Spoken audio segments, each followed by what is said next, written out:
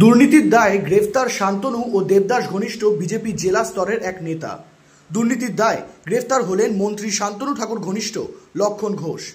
এদিকে বিজেপি নেতা গ্রেফতারের খবর সোশ্যাল মিডিয়ায় ছড়িয়ে পড়তেই চাঞ্চল্য ছড়ানোর পাশাপাশি স্বভাবতই উজ্জীবিত শাসক তৃণমূল। কিন্তু কে এই লক্ষণ ঘোষ? জানা গিয়েছে বিজেপি বনগাঁ সাংগঠনিক জেলার কোষাধ্যক্ষ পদে রয়েছে এই নেতা।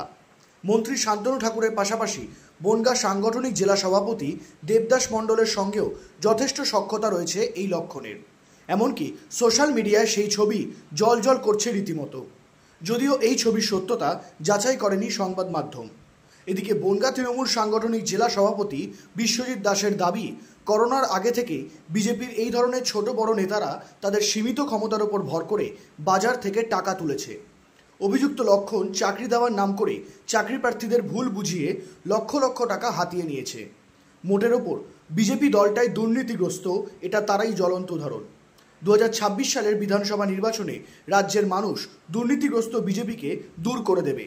এই বিষয়ে তৃণমূলের বনগাঁ সাংগঠনিক জেলা সভাপতি বিশ্বজিৎ দাস জানান, জেলা কমিটির কোষাধ্যক্ষ লক্ষণ ঘোষ জেলার সভাপতি দেবদাস মণ্ডলের ঘনিষ্ঠ বৃত্তের মধ্যে থাকে এবং দেখা গিয়েছে শান্তনু ঠাকুরের ভীষণ ক্লোজ, কেন্দ্রের মন্ত্রী, এখানকার সাংসদ। দীর্ঘদিন ধরেই এই ধরনের মানুষদের দল পদ দিয়ে ছেড়ে দেয়। এরা এক নম্বরের তুলাবাজ। এই চাকরি দেবার নাম করে বহুত মানুষের কাছ থেকে টাকা তুলেছে। এই ছেলেটি কমপ্লেন করেছে 2018 সালে একে কাজ দেবে বলে 3 লক্ষ টাকা নিয়েছে। আজকে 2025 পর্যন্ত তাকে কোনো কাজ দেয়নি, টাকা ফেরত দেয়নি। সে কমপ্লেন করেছে 420 কেস, গ্রেপ্তার হয়ে জেল কাস্টডিতে রয়েছে। বিজেপির একদম আপাদমস্তক সমস্ত জায়গায় দুর্নীতি আখড়া হয়েছে। এরা দলীয় পদ দেয়, টাকা নিয়ে সেও টাকা তোলে। এরা ক্যান্ডিডেট করে টাকা নিয়ে, অথচ এরা টাকা তুলবে এবং এদের একটা বৃত্ত আছে যারা সামান্য এইটুকু ক্ষমতা পেয়েছে, সেই ক্ষমতাটুকুতে যেভাবে অপব্যবহার, তুলাবাজিতে সিদ্ধহস্ত, দুর্নীতিতে ছেয়ে গেছে। মানুষ কতটা ভুল করেছে মানুষ এবার প্রতি পদে পদে বুঝতে পারছে। আগামী দিনের জবাব পাবে। এই তুলাবাজদের মানুষ দূর করবার জন্য 26-এর বিধানসভায় বেছে। অন্যদিকে এই ঘটনার নিন্দা জানিয়ে বিজেপির সাংগঠনিক জেলা সভাপতি দেবদাস মণ্ডল বলেন, বিজেপি দলের বা বিজেপি পার্টিতে ঘনিষ্ঠ বলে কিছু হয় না। কে কার সঙ্গে ছবি তুললো এবং কোথায় পোস্ট করলো সেটা দেখার দায়িত্ব দলের নয়।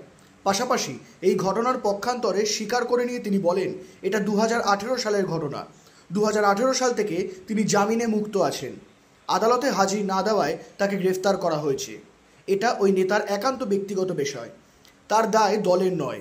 যদিও কোনো ঘটনা ঘটে থাকে, আইন আইনের পথে চলবে, তার বিরুদ্ধে উপযুক্ত ব্যবস্থা প্রশাসন নেবে, এতে আমাদের কিছু বলার নেই।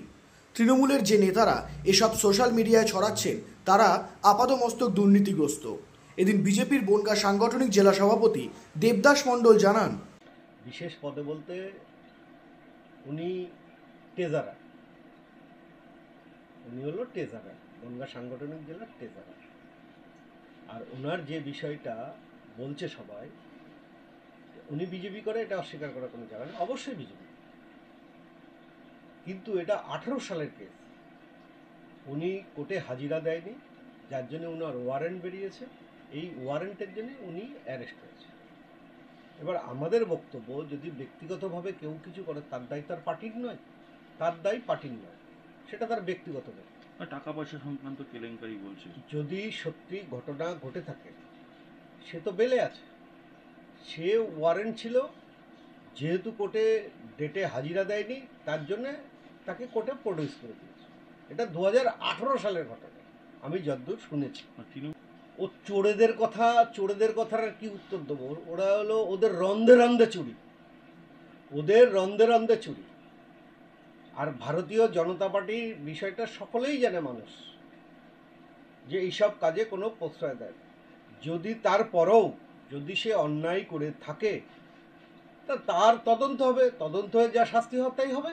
সে তো অ্যারেস্ট হয়েছিল 2018 সালে, অ্যারেস্ট হওয়ার পরে সে তো বেলে ছাড়া পেয়েছে। এখন সে গত বৃহস্পতিবারে অ্যারেস্ট হয়েছে।